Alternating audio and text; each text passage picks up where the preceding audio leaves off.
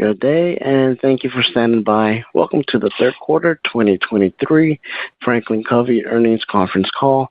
At this time, all participants are in a listen-only mode. After the speaker's presentation, there will be a question-and-answer session. To ask a question during the session, you will need to press star 11 on your telephone. You will then hear an automated message advising your hand is raised. To withdraw your question, please press star 11 again. Please be advised that today's conference is being recorded. I would now like to hand the conference over to your speaker today, Derek Hatch, Corporate Controller. Please go ahead. Thank you, Victor.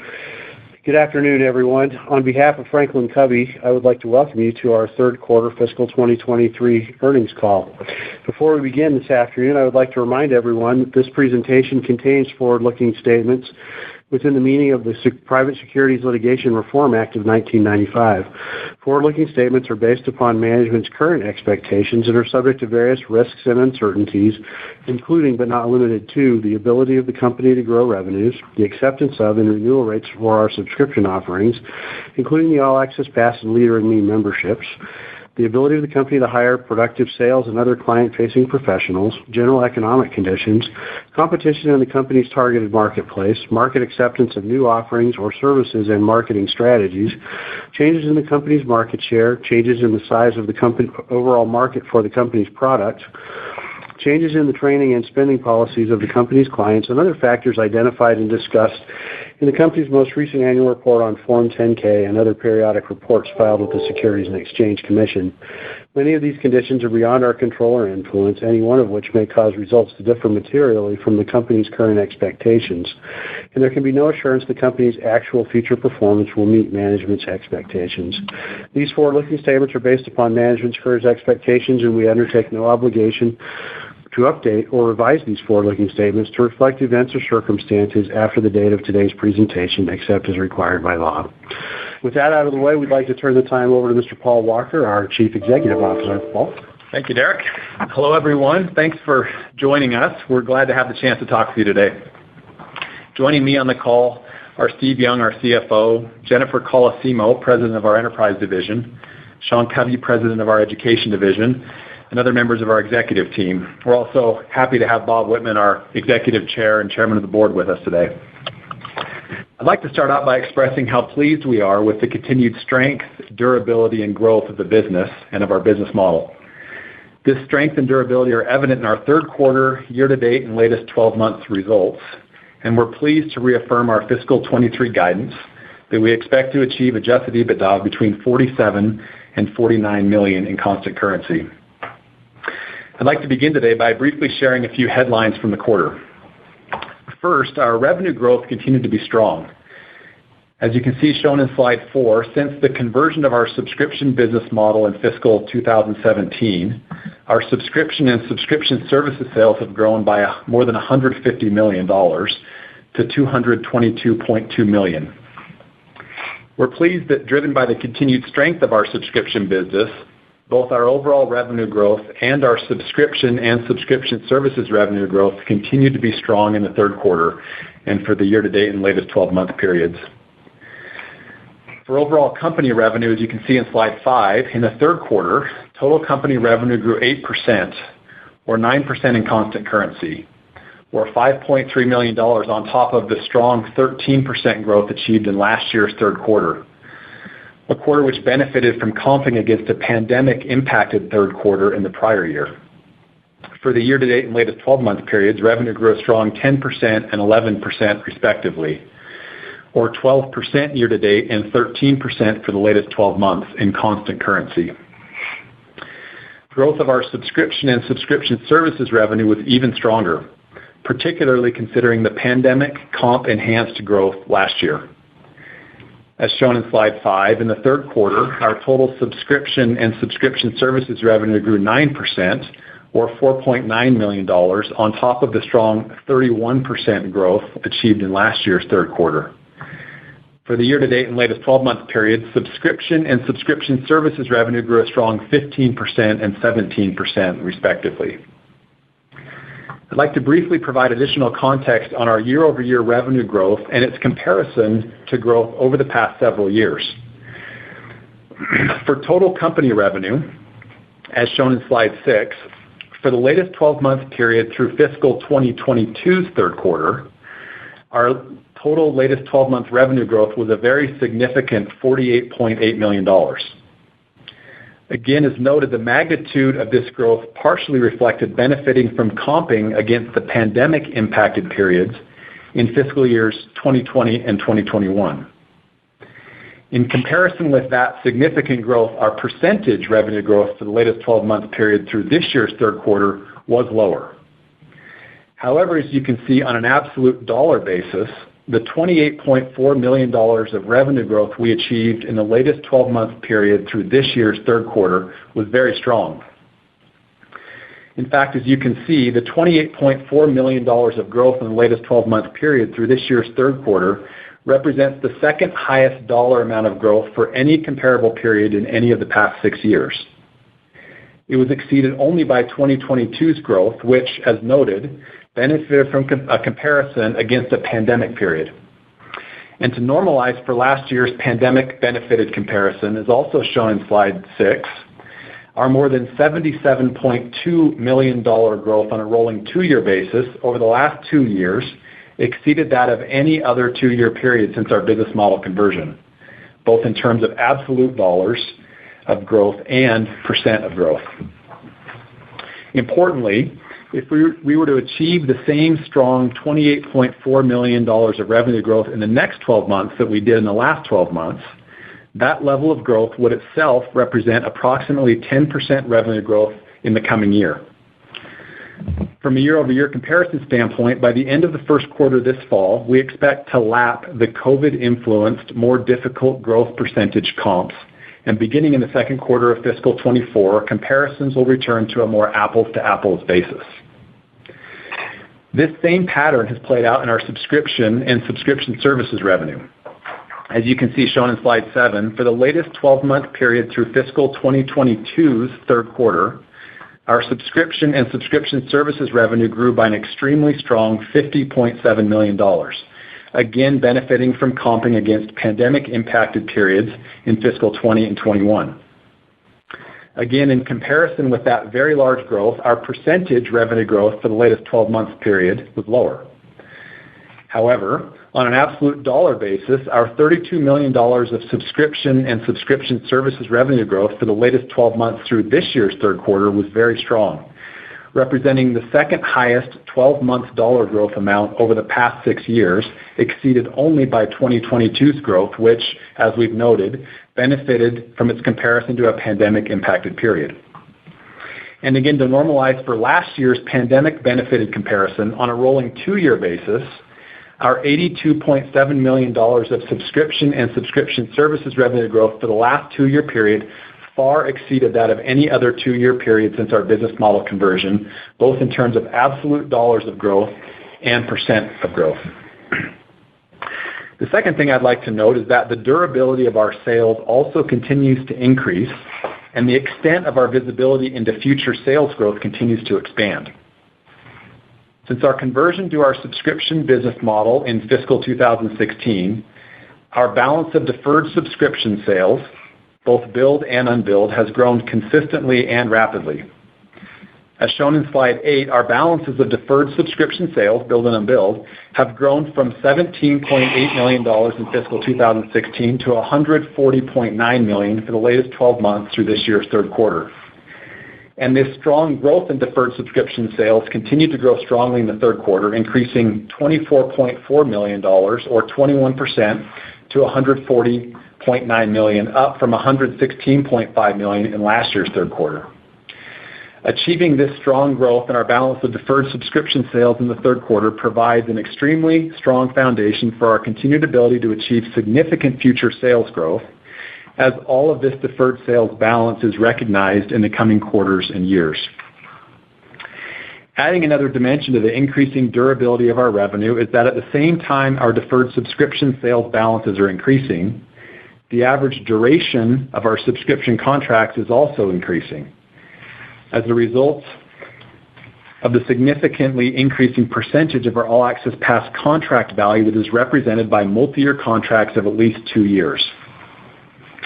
As also shown in slide 8, for the latest 12 months through this year's third quarter, in our North American enterprise operations, the percent of our total All Access Pass contracts represented by multi-year contracts of at least 2 years increased to 52%, up from 42% at the end of the third quarter last year. And the percentage of contract amounts we have invoiced represented by those multi-year contracts of at least 2 years increased to 57%, up from 51% at the end of the third quarter fiscal 2022. The third point I'd like to make is that our gross margin and operating SG&A as a percent of sales remain extremely attractive. As shown in slide 9, our gross margin percent has increased steadily over the years, improving from 67.6% in fiscal 16 to 75.8% for the latest 12 months through this year's third quarter. As also shown in slide 9, our gross margin percent in the third quarter was a strong 75.9%. and was 76.1% year-to-date and 75.8% for the latest 12 months. We're also pleased that operating SG&A as a percent of sales in the third quarter improved a further 157 basis points to 59.3%, compared to 60.8% in last year's third quarter, and that for the year-to-date and latest 12-month periods, operating SG&A as a percent of sales improved 140 basis points to 60.5%, and 211 basis points to 59.8% respectively. Fourth, adjusted EBITDA growth continued to be strong. The combination of strong revenue growth, significant gross margins, and declining operating SG&A as a percent of sales has resulted in significant increases in adjusted EBITDA. As shown in slide 10, since the beginning of the pandemic's impact in 2020, adjusted EBITDA has increased more than $30 million from $14.3 million in fiscal 2020 to $44.9 million for the latest 12-month period, reflecting a 37% flow-through of the $83 million increase in sales during that same period. We're pleased that this robust growth in adjusted EBITDA continued in the third quarter, increasing to a higher than expected $11.9 million compared to the $10.9 million in last year's third quarter. In constant currency, adjusted EBITDA in the third quarter was $12.3 million. Year-to-date through the third quarter, adjusted EBITDA increased $2.7 million or 9% to $31.6 million or $32.9 million in constant currency. And for the latest 12-month period, adjusted EBITDA increased 14% to $44.9 million, representing flow-through of 19%. Building on this strength, and as I mentioned previously, we're pleased to reaffirm our fiscal 23 guidance that we expect to achieve adjusted EBITDA between $47 million and $49 million in constant currency. We then expect adjusted EBITDA on a constant currency to increase to approximately $57 million in fiscal 24 and to approximately $67 million in fiscal 25, and then to continue to increase aggressively each year thereafter. Finally, as it relates to the purchase of stock, during the third quarter, after continuing to make growth investments in the business, we invested $25 million to purchase 664,000 shares. Over the past 5 quarters, we've invested $50 million to purchase a total of 1.26 million shares, or a significant 8.8% of the company's total shares that were outstanding at the beginning of the 5-quarter period. We're pleased to have been able to purchase such a significant amount of stock at what we view as a compelling value. The ongoing strength of these outcomes reflects the power of our continued focus on 3 fundamental priorities. First, being our client's partner of choice for addressing the challenges that really matter to them. Second, accomplishing that first priority with a strong and profitable business model. And third, reinvesting these profits and cash flow at high rates of return to create even more value for shareholders. As shown in slide 11, our first priority, being our client's partner of choice for addressing the challenges that really matter to them, translates into high client and revenue retention, strong growth in revenue, and an increasingly large and growing lifetime customer value. Our second priority, accomplishing the first priority with a strong and profitable business model, results in a significant portion of our revenue growth flowing through to increases in adjusted EBITDA and cash flow.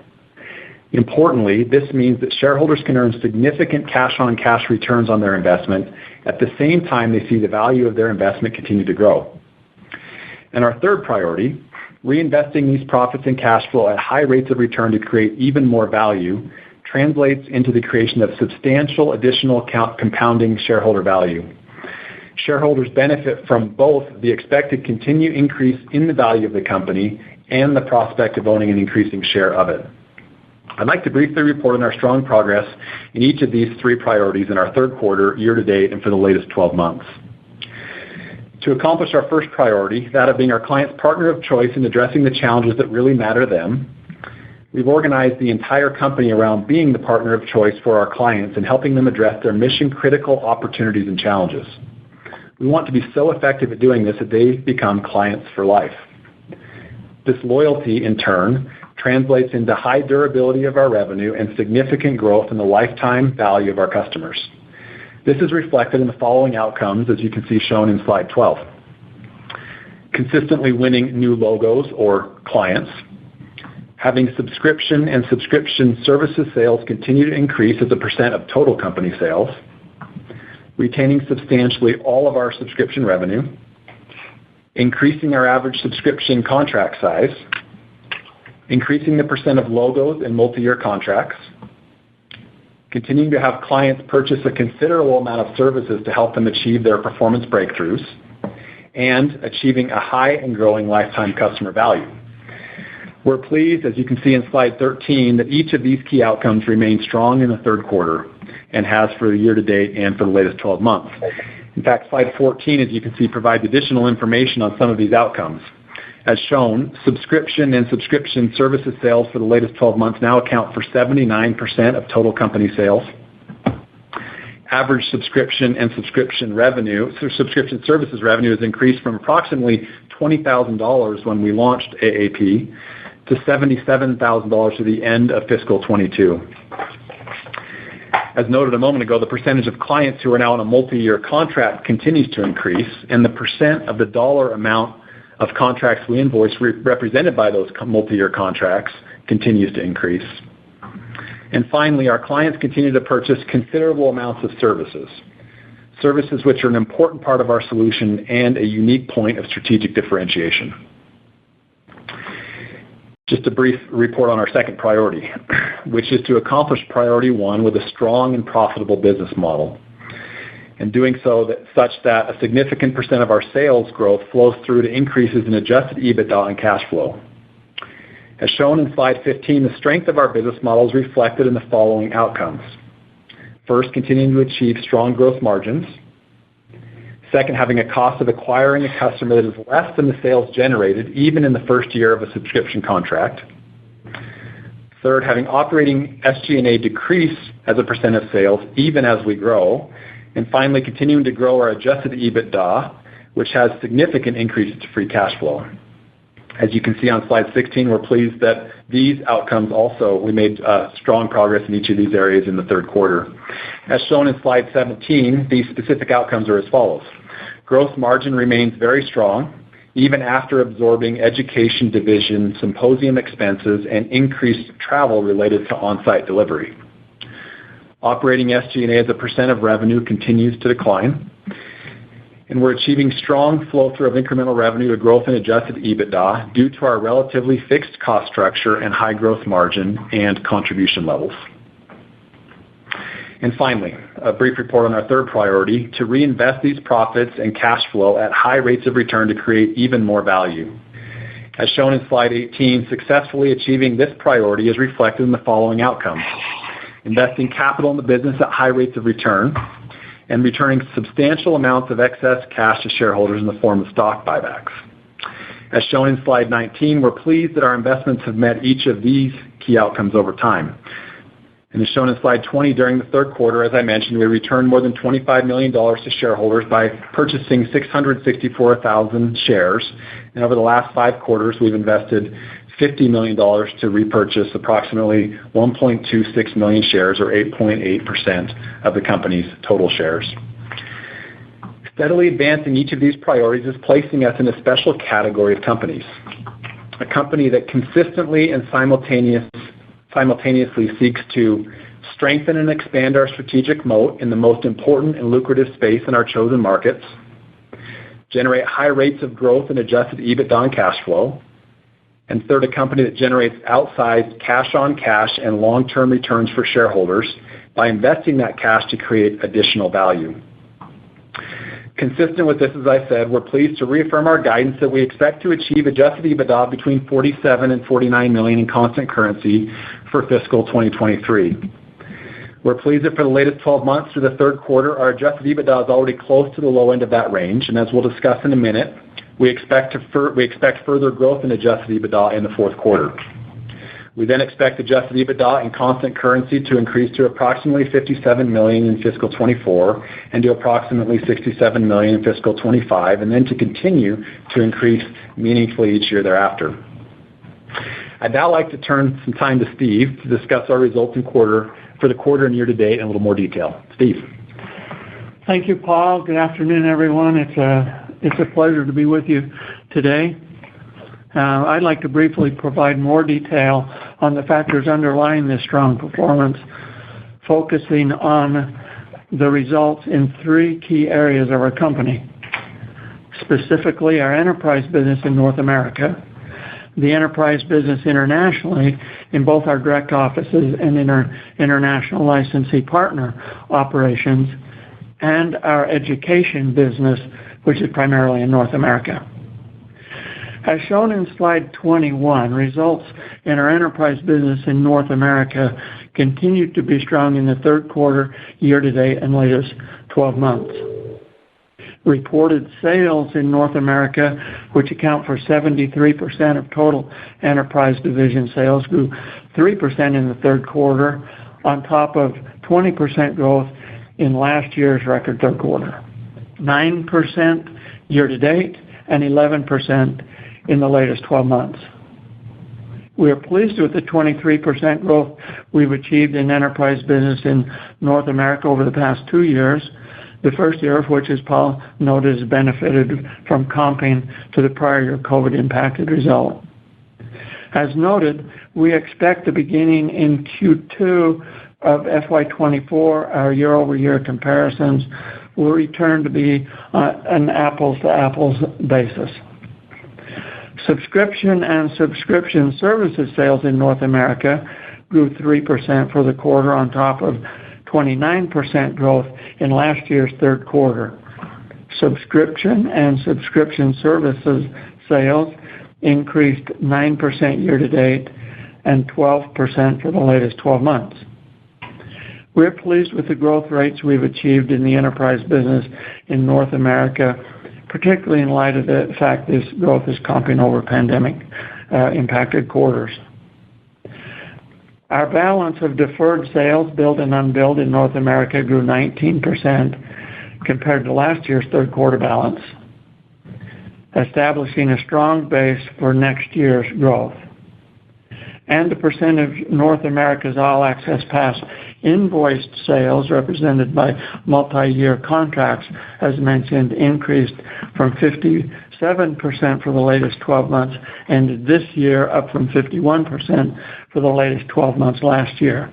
And the percentage of contracts that were for multi-year periods increased to 52% from 42% in the latest 12 months last year.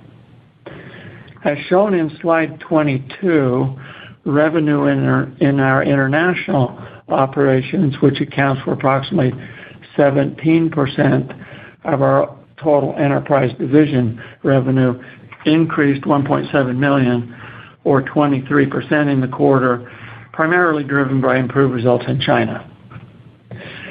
As also shown in slide 22, our international licensee partner sales increased 9% in the third quarter, 10% year-to-date, and 16% in the latest 12 months.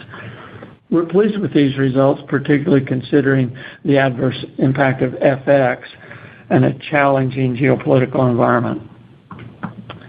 Finally, the results in our education division, which accounts for approximately 24% of total company sales, continued to be strong in the third quarter, year-to-date, and latest 12 months.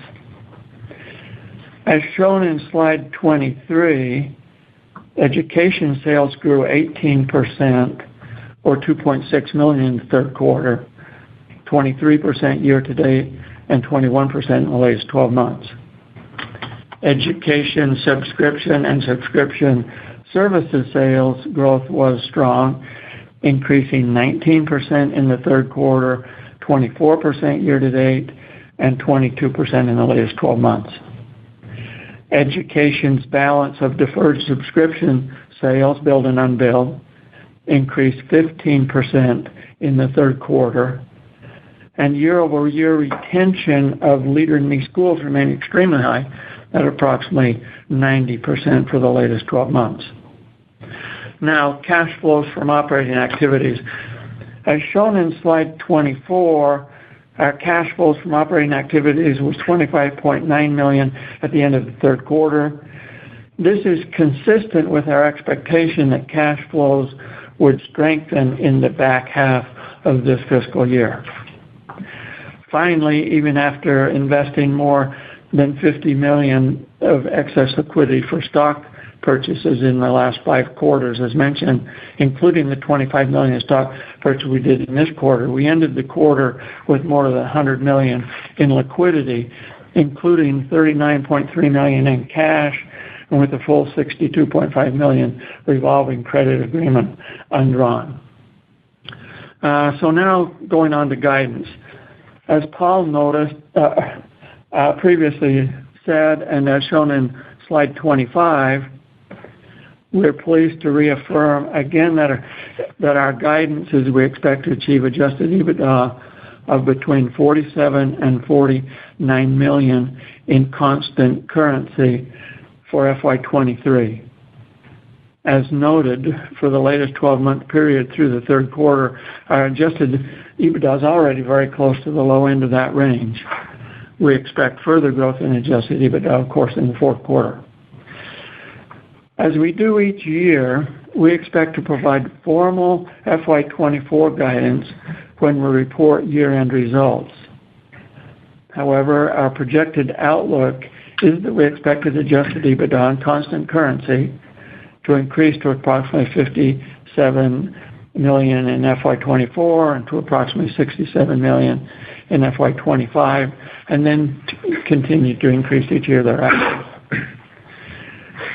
Because a significant percentage of the company's growth in revenue flows through to adjusted EBITDA, achieving these future adjusted EBITDA targets only requires revenue growth in the high single-digit to low double-digit ranges. However, our multi-year revenue outlook is to move from high single digits growth to low double digits and into low teens in coming years. As noted earlier, the company's latest 12-month revenue growth of 11% was on top of 17% growth in FY22, that of course benefited from comping against 21's pandemic-impacted numbers. Consistent with this guidance, noting our third quarter year-to-date adjusted EBITDA after the constant currency adjustment of $1.3 million is $32.9 million. We expect adjusted EBITDA in the fourth quarter to be between $14.1 and $16.1 million in constant currency. We feel good about achieving this result. As to revenue, consistent with last quarter's update, we expect revenue for the year to be approximately $284 million, reflecting approximately $81.4 million of revenue for the fourth quarter. We have confidence in these targets despite the possibility of dramatic changes in the world geopolitical environment, the economy, and other factors that could impact our expectations. So, Paul, back to you. Thank you, Steve. Appreciate that. We're now ready to begin the transition to the Q&A portion of the call. And as we do, I'd like to begin by addressing 3 questions some of you have previously indicated you have an interest in. First, some have asked how potential uncertainty in the current economic environment is impacting or how it may impact the durability of our subscription business. I thought I'd provide you with a little bit of color about what we're seeing right now across our enterprise all-access pass business, and I'll make just four quick points here. First is, we've chosen to organize the entire company around the most important must-win challenges and opportunities our clients face. Therefore, one aspect of durability is solution durability. Our solutions to these must-win challenges and opportunities are viewed as best in class at driving collective action and behavior change. And these challenges and opportunities continue regardless of the external environment. Second, as we reported, we continue to be pleased with our growth in the number of new logos, growth which shows clients' continued desire and need to invest to address their top challenges and opportunities. Year-over-year revenue from new logos has grown in each of the first 3 quarters this fiscal year. Third, an increasing and sizable portion of our clients recognize that they benefit from a long-term partnership with Franklin Covey. After considerable focus and effort over the past few years, we've grown the percentage of clients in the U.S. and Canada who are on one of these multi-year contracts from 0 to, as we've said, 52% at the end of the third quarter. And of course, the associated revenue is 57% of our subscription revenue. And this growing base of multi-year clients creates tremendous durability and future visibility and predictability of revenue. Interesting point, not only is the annual revenue retention from these multi-year contracts at least 100% during the term of their contract, at the conclusion of their multi-year contract term, the beginning of a next contract period, our already high revenue retention percent is even higher with these multi-year contract clients. In fact, it's 50% higher than that of their single-year term peers on an already high base. Finally, last quarter, we reported that while the vast majority of our large and growing subscription business was unaffected by the macro environment, those few clients who were, combined with the high comp over the prior year's elevated growth percentage, partially due to the COVID impact the previous year, that did have some impact in the quarter on revenue retention and overall All Access Pass growth rates. We're pleased to report that our revenue retention percentage strengthened meaningfully in the third quarter compared with the second, and we're expecting the fourth quarter to be even stronger, returning to roughly the same strong quarterly retention levels we achieved throughout last fiscal year and in the first quarter of fiscal 23. We continue to feel incredibly good and have a high level of confidence about the durability of our All Access Pass subscription business. If I could, maybe a second question that's come up from time to time is related to how we're thinking about the growth of our sales force, specifically the key client-facing revenue-generating roles of client partner, implementation strategist, and leader in me coach. As we reported last quarter, from the end of fiscal 2012 through the end of fiscal 22, we've grown our number of client partners by 250%, from 120 to 300. Additionally, since the launch of our subscription business in fiscal 2016, we've created and grown 2 additional key client-facing account roles, implementation strategists in our enterprise division, and leader in me coaches in our education division, from 0 to approximately 150 people.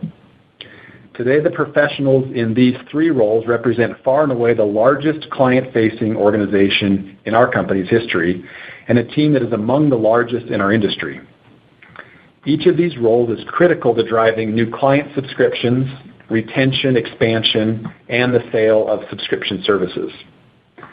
As we prioritize the successful development and ramp of each of these associates, we expect to end fiscal 23 with approximately 450 client-facing professionals, and then anticipate that we will hire roughly 40 net new professionals across these 3 client-facing roles in fiscal 24. Additionally, and importantly, the ultimate revenue potential and expectation for a new client partner's growth beyond his or her initial ramp-up is increasing significantly. Prior to the launch of our subscription business, we did not have a contractual and consistent recurring revenue model.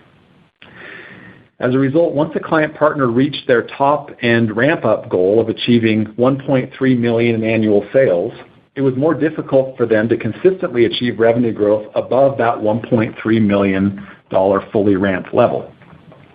And because they had to replace a lot of revenue each year, when they did grow above the $1.3 million level, in the aggregate, these fully ramped client partners tended to grow their revenue by only 2 or 3% each year.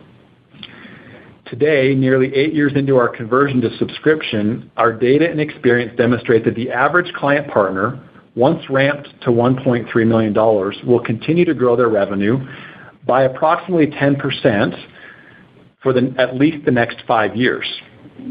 This significantly increased growth rate for fully ramped client partners is made possible by a combination of important factors, including our high levels of client and revenue retention, the fact that more than 50% of our clients are in a multi-year contract, the significant headroom we have for expansion within nearly every one of our clients, the addition of implementation strategist and leader in me coach roles, and our increasing sales enablement and sales management capabilities. The combination of these factors gives us tremendous confidence to continue expanding each of these key client-facing account roles, and it gives us confidence in our ability to generate significant future revenue growth. And third, a third question, and before we open to your questions today, is what led us to decide to invest $50 million to purchase more than 8% of the company's outstanding shares over the past 5 quarters, while continuing to make significant growth investments in the business. Sometimes we're asked to share how we approach the decision to purchase shares. I'd like to briefly share our framework. First, we work to ensure that we're making all the high-return internal investments in content, technology, sales force expansion, and client-facing team expansion necessary to meet our growth objectives and expand our strategic moat. Second, we want to ensure that we always have the liquidity available to quickly complete small tuck-in acquisitions, which can further strengthen our strategic moat, such as we did with Jonna, Robert Gregory, and Strive. Third, we want to always maintain additional significant liquidity to provide plenty of cushion to be able to accelerate expansion when opportunities arise, and to provide a margin of safety. As Steve mentioned earlier, even after continuing to make significant ongoing investments in technology, content, and sales force and client-facing team expansion, and utilizing $50 million of excess liquidity to purchase shares over the past 5 quarters, we're pleased to currently still have more than $100 million of liquidity. Fourth, the determination to utilize $50 million of excess cash to purchase shares has been an easy one over the past 5 quarters and is really pretty straightforward. It's because we have an extremely strong conviction that at current values our stock has and continues to trade at a very significant discount to its true value. We believe that returning capital to shareholders in the form of stock purchases offers a great way to increase shareholder value, both because of the high expected rate of return on the investment, and because of the increased share of the company they will own.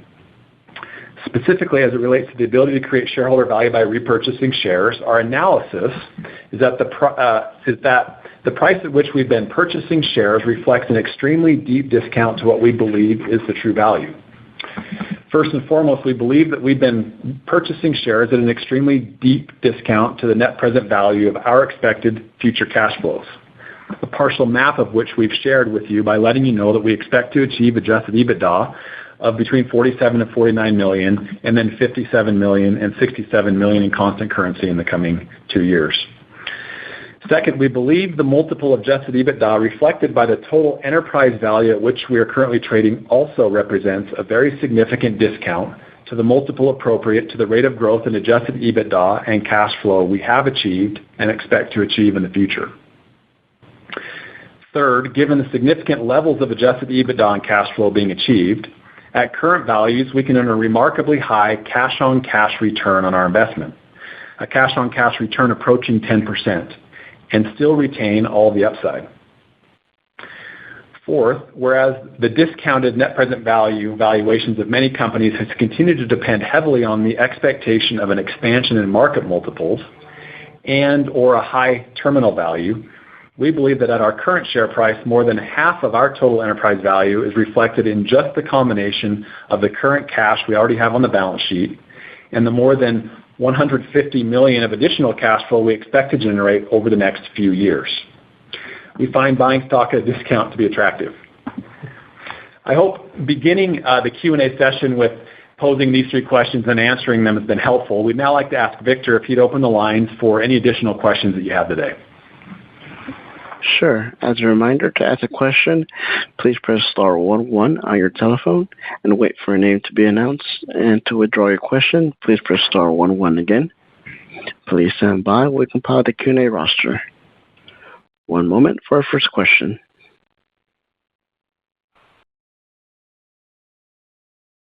Our first question will come from the line of Jeff Martin from Roth.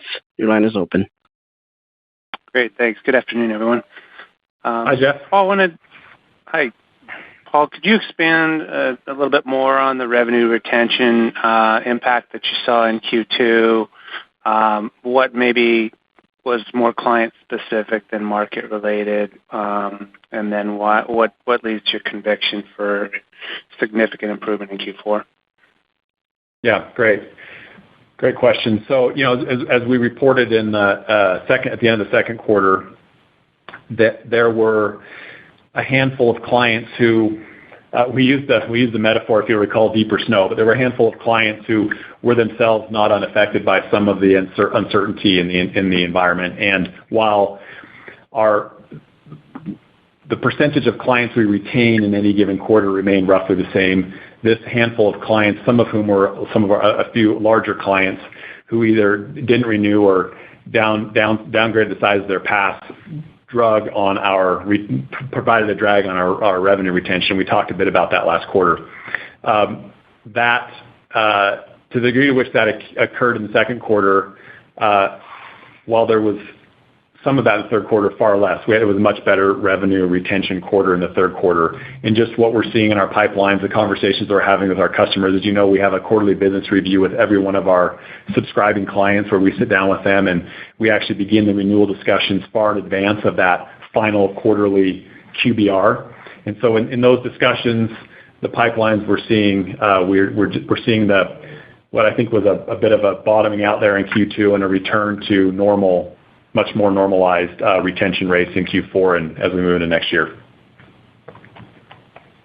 Great, that's helpful. And then wanted to kind of bridge the gap between, let's take North American Enterprise Division, for example, the gap between the subscription and subscription services revenue and growing at 3% in the quarter, 9% year to date, relative to high teens to low 20s% growth in deferred revenue. Are clients just pushing out some of the projects? Are they taking a pause? Is there anything underlying that dynamic? So it's a good question. Part of the comparison there on a percentage basis is we've noted a few times here in today's remarks that the 3% this year is comping over a very, very significant growth percentage last year. And so what we're seeing is if we normalize for that and just looked over a couple of years, we're quite pleased with where the level and the size of that subscription-related services business at this point. If we had to go back a couple of years and pick where we thought that would be and what would be an exciting number, we're about in that same spot. It just came in with a really big first year of growth because of the comping over the pandemic. And then this year is a lower growth percentage. To your specific question, we're not seeing a lot in clients pushing things out. We're actually quite pleased with the number of clients who, even in the environment, are signing multi-year contracts. There's a meaningful jump this year over year, in the percentage of revenue that's now multi-year and in the percent of clients. Didn't know if we'd ever get above 50% back in the day. Thought we might get to about a third of our contracts being multi-year. Now we are more than half. And I think it speaks to clients recognizing that the types of challenges that they need and want to address aren't solved in a quarter or even a year. They view this as a long-term partnership with us, and I think we're seeing that show up and being reflected in the numbers. Great. And the last one for me is update on the Impact platform. What's the uptake rate? What kind of responses are you getting? Do you see that being a longer-term driver of revenue growth acceleration? Yeah, Jennifer Colosimo, President of Enterprise Division, is on. Jen, do you want to take that one? Of course. Thanks for the question, Jeff.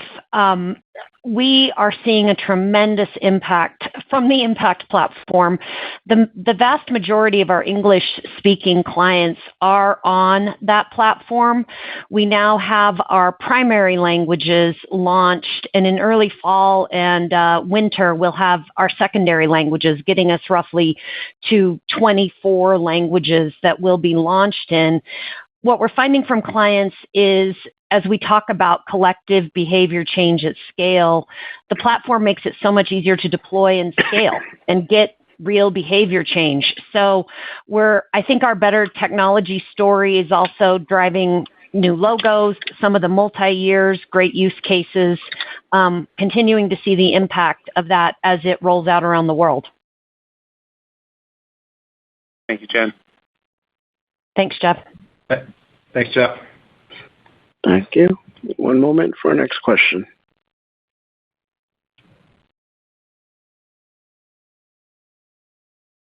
Our next question will come from the line of Nehal Chokshi from Northland Capital. Your line is open. Yeah, thank you, and congrats on the great quarter. Thanks, Nehal. So, I think you guys would agree that invoice value and that year-over-year growth is an excellent in-quarter metric, and that definitely improved on a year-over-year basis. Looking forward, what kind of invoice growth would you need in order to maintain confidence in that initial fiscal year 24 EBITDA perspective?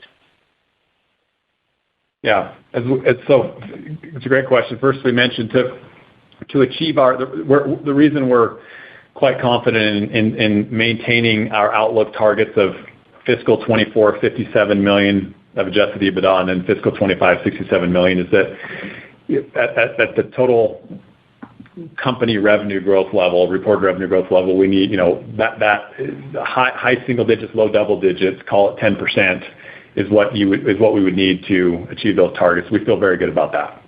In fact, as I mentioned a minute ago, the $28 or so million, $28.7 million of growth we've achieved in the last 12 months, if we did that same thing again in the next 12 months, that would be roughly 10% growth. Your question at a company level, your question around invoiced subscription sales need to be a little bit ahead of that, right? As those invoice sales eventually convert into reported sales. And so growing a little bit ahead of that is what we would need to see, and we're feeling good and confident enough in that to put out those and reaffirm those EBITDA targets the next 2 years.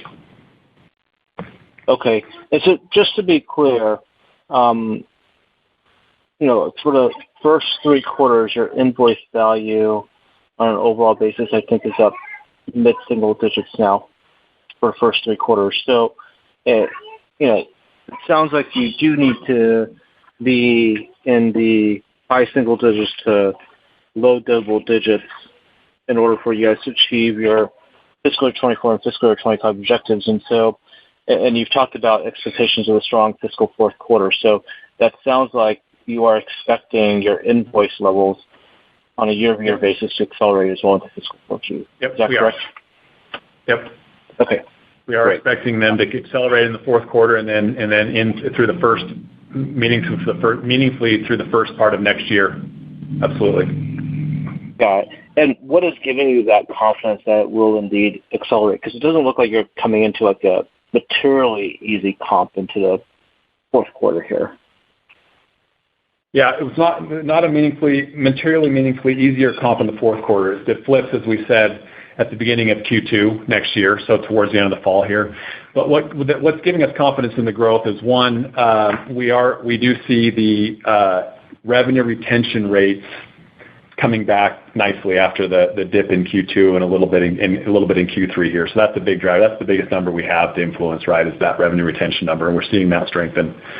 Second, as we've reported, we've sold more new logos this year in the first 3 quarters of the year than we did a year ago, and we expect that's going to continue. And both the sales of new logos is higher, and the average revenue per new logo continues to tick up as well. So that increases the base that we have to renew and the base of subscriptions to which we have to attach services. I think the third is we've hired a lot of client partners. While this year, we'll end the year about where we, on the client partner front, about where we ended last year at 300. That you've got to remember that we added over the prior 3 years or so significant number of client partners who are ramping and becoming more mature and more effective. At the same time, we're seeing client partners who are already ramped. Their ability to go far beyond what we thought was possible is increasing. And so I think the combination of those factors is giving us confidence that while there's been a bit of a slowing in the year-over-year subscription growth, again, partially related to the amount of growth we had last year and comping over the subscription business will grow enough to throw off the amount of revenue growth we need at the total company level for us to be able to hit the EBITDA targets we put out there. Okay, great. And then, Paul, you mentioned a metric that I'm not sure I quite understand, but I think you said that for the customers that are entering into a multi-year contract, at renewal, you're seeing 50% higher value renewal. Can you just repeat what it is that you said there? Yeah. So it's interesting doing an analysis. So the question is how much better are multi-year contracts than single-year contracts? And of course, we're happy to have all contracts, single or multi-year, but we're really happy to have multi-year. And one of the things we've watched is what happens to a client at the end of their initial multi-year term, whether it's 2 years, 3 years, 4 years. What do? Do they feel like they're done and they don't renew at all? Do they renew for just the same value as they had in place? Do they renew and expand? And the analysis is showing that those clients who, at the conclusion of that multi-year contract, or whether it's 2 years, 3 years, 4 years, or more, when they do renew, the value of that next contract is 50% larger than the value of the contract that they were coming out of was. Just to be clear, is that a total contract value or an annual contract value that's higher?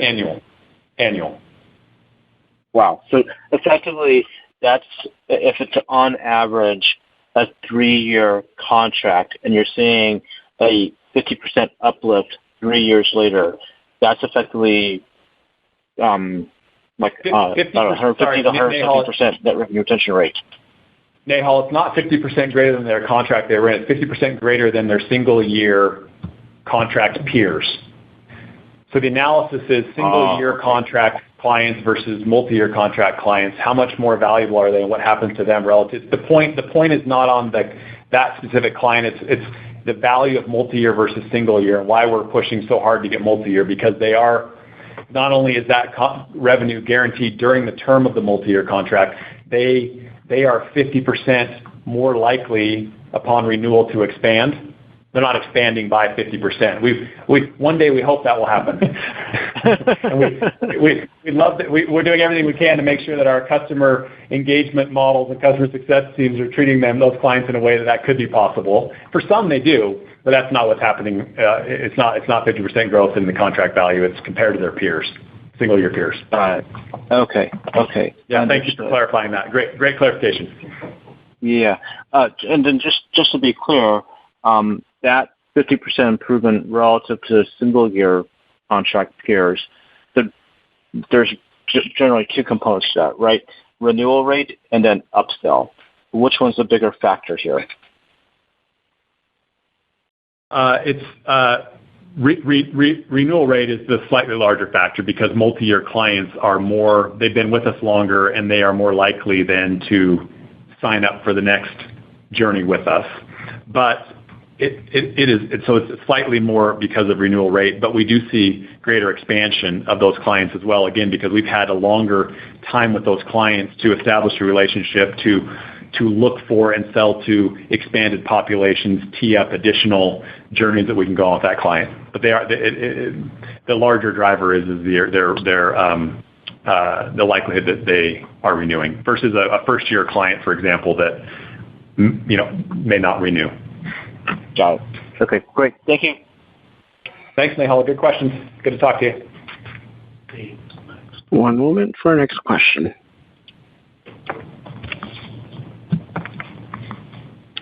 Our next question will come from the line of Dave Storms from Stonegate Capital. Your line is open. Good afternoon. Hi, Dave. How's it going? Just wanted to kind of start. I saw the education EBITDA margin, adjusted margin, had a nice jump sequentially. Is there a story there that, maybe is a sign of good things to come, or is that just more seasonal factors or macro driven? Okay, the sequential Q2 to Q3? Yeah. Yeah. Dave, good question. What the driver of that, first of all, education business is really doing great, and really thrilled with what Sean and the team are doing there. The specific answer to that question is that in Q2, we do these what we call client symposiums, and they're events where we bring together current and prospective clients as a way to expose them to the Leader in Me process, and we charge for attendance at those, so it comes in as revenue. And in the second quarter, we did more of them than we did in the third quarter, but we're not making money on those. We're just charging a little bit to help defray some of the costs. We've got revenue coming in with no profit attached to it, and we had more of that in the second quarter than we did in the third quarter, and that caused a sequential bump there in gross margin. Understood. Very helpful. Thank you. And then the other thing, I know you mentioned in your comments that adjusted EBITDA for the quarter came in, on the total company level, came in higher than expected. Was there anything that really went right that you could see going forward, or is that just some of the revenue retention stuff that you were talking about earlier? Steve, anything you want to? One of the significant things in this quarter is that we're just in the process, like everybody else, of really reviewing a lot of our expenses and controlling our hiring and just everything that we can control without negatively impacting revenue.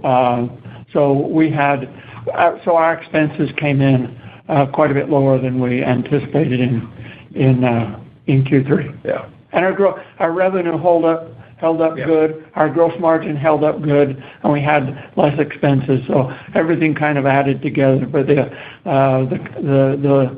expenses were a big part of that. Very helpful. Thank you for taking my questions, and congrats on the quarter. Thanks, Dave.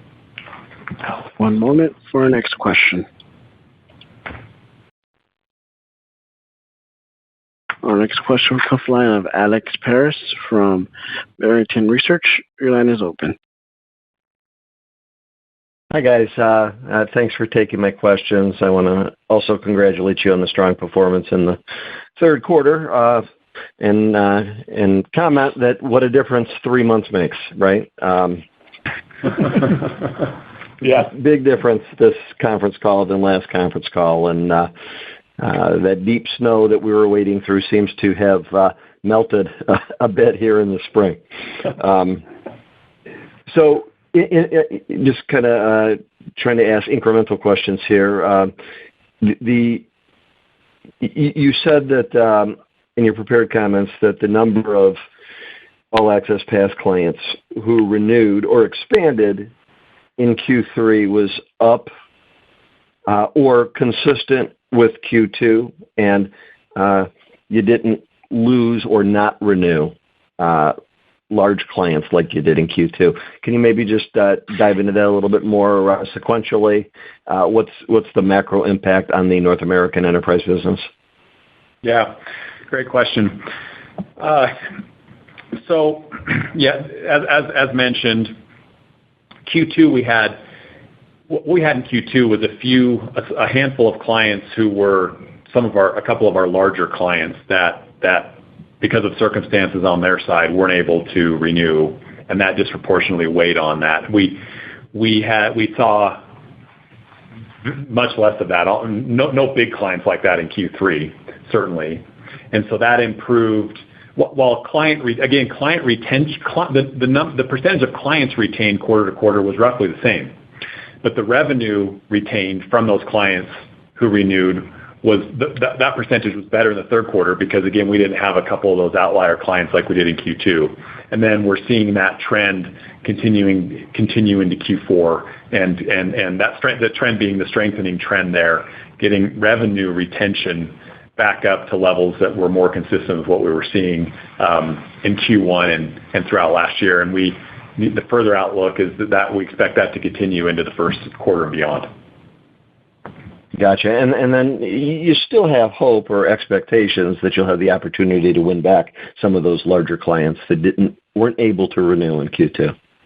Oh, 100%. 100%. In fact, of the ones we're talking about in Q2, the conversations we are on their side. We are so disappointed. There's some things going on, and we're not going to talk about who those clients are, but if you knew them, you would understand why they were in the position they were in.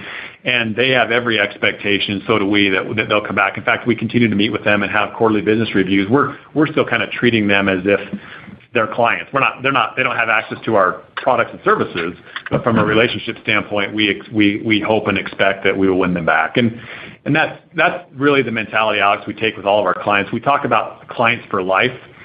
That's both kind of a mantra, but it's also a way of behaving. And so every quarter we have some nice win backs of clients that for some reason weren't able to renew. In fact, we talked in the second quarter about a large client that wasn't able to renew with an IT consulting services firm, very large global company that wasn't able to renew in the fourth quarter. They were unsure about what this year would look like for them.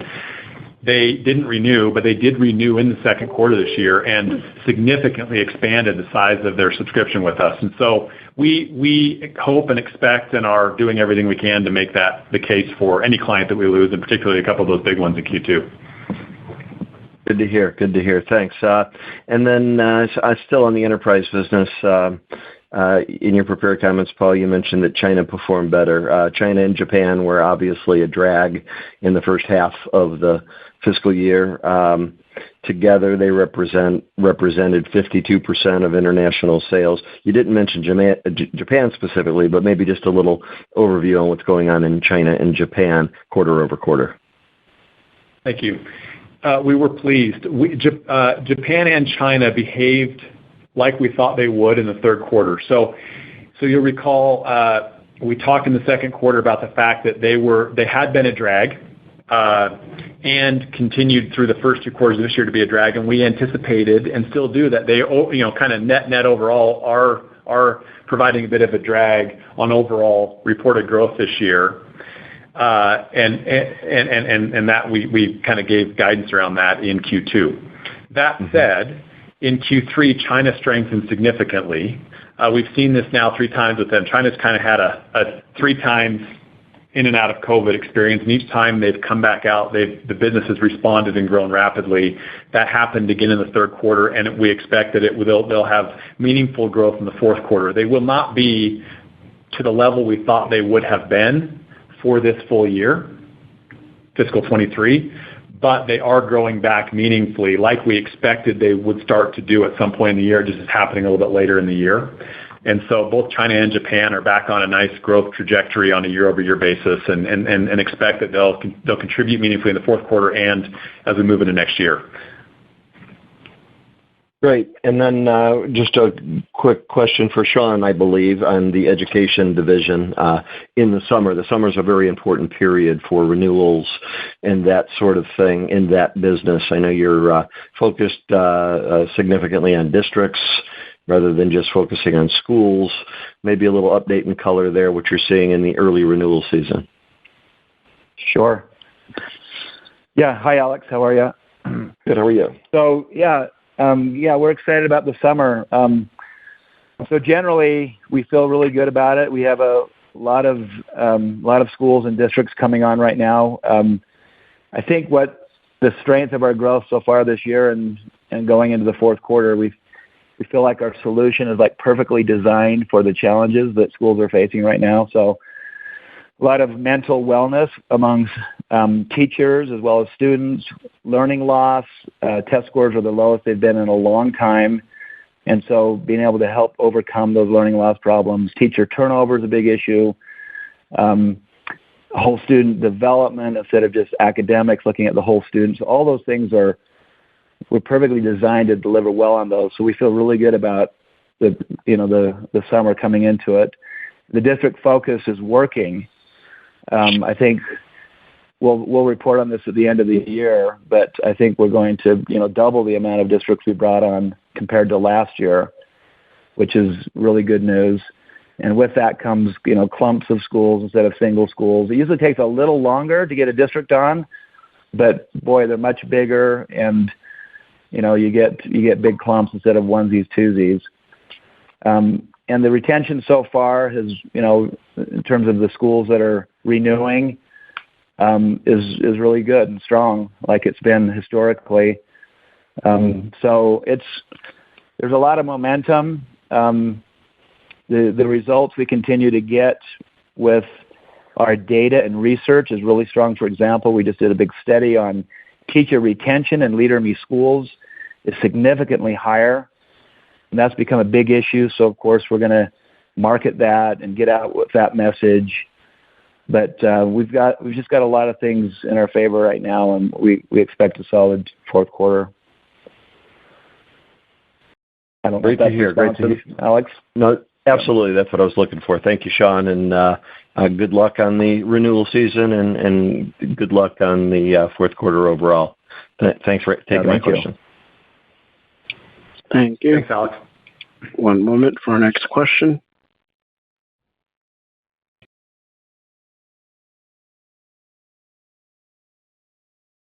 Our next question will be a follow-up from Nahal Chokshi from Northland Capital. Your line is open. Yeah, thank you for the follow-up question.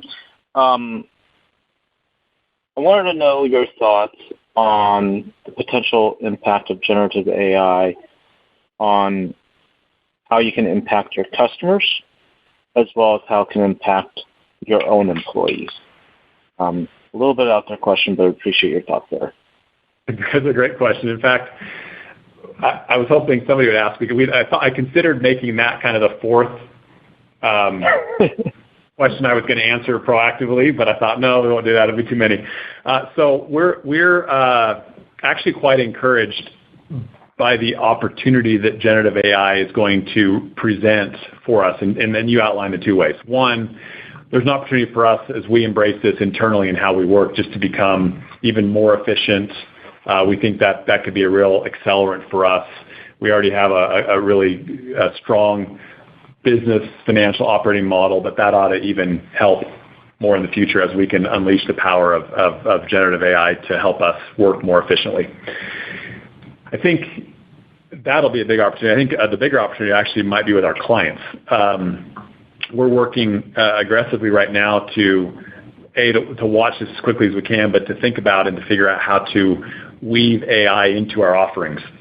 For example, we talk about being a content plus people plus technology company, and that the integration of those three things are a differentiator and important as it relates to helping clients and people achieve behavior change and doing it at scale. The people component is really important. We don't expect that's going to go away, but I could imagine a day where that coaching, some of that coaching is, you have your AI Franklin Covey coach in your pocket all the time. And with our acquisition of Jhana a few years ago, Jhana is that for a lot of people. It's kind of a just-in-time. Right now it's text-based. We push information to people just in time to be supportive of the learning journeys they're on, but also to play the role of performance support coaching kind of in the moment. What AI could do for that would be tremendous. And I think one of the questions around AI is going to be, can you trust the source? And Franklin Covey, being the most, if not one of the most trusted leadership companies out there, you can definitely trust where that information is coming from. And so as we kind of turn AI on, so to speak, across different solutions, as it plays a bigger role on our impact platform in helping people monitor, measure, track behavior change, feeding analytics back to our customers. There's a big opportunity there. We're actually quite excited by it, and think it'll be a great accelerant for us in a couple of important ways. Do you have any actual generative AI development programs that have been kicked off at this point in time, or is this more of a discussion of where might you want to make such investments? Yeah, great question. So we don't have anything that we have released to our clients yet, but and we are working on things like what I just described, but we have not officially put any of that into our offering for our clients yet. Expect to do so in the near future. Near future. Okay, great. Thank you. Okay. Thank you. And I'm not showing any further questions in the queue. I'd like to turn the call back over to Paul for closing remarks. Okay, wonderful. Thank you, Victor. Before we go, we had Bob on, and we were going to turn to just a minute to Bob to share a couple of thoughts, and he's dropped. And so what we're going to do, if it's okay, is Bob had prepared those remarks. We're going to be, and I happen to have them here. I'm going to ask Steve if he'd be willing to share what Bob wanted to say. So pretend for a minute that you're listening to Bob. Thanks, and maybe Bob will be on by the end of this, Steve, and he can share a thought or two as well. Maybe I'll try to talk in Bob's voice. So I'm reading what he was going to say, and it's in his words. So obviously, I is Bob. I'm delighted to be here with you all and share a couple of things. First, I would like to express to you, our shareholders, how much we appreciate and have appreciated your trust, support, and guidance. You are great advisors and supporters, and our executive team wakes up every day determined to continue to earn your confidence, trust, and commitment. Second, I'd like to express to Paul, Steve, Jen, Sean, and to the entire executive team, the boards, and I know you as shareholders, our appreciation and admiration for their great leadership and vision and for the remarkable way in which they lead and execute each day. The strength of our combined ongoing leadership has and is significantly expanding the strength of our strategic moat, building an incredible future, and creating significant value for our shareholders.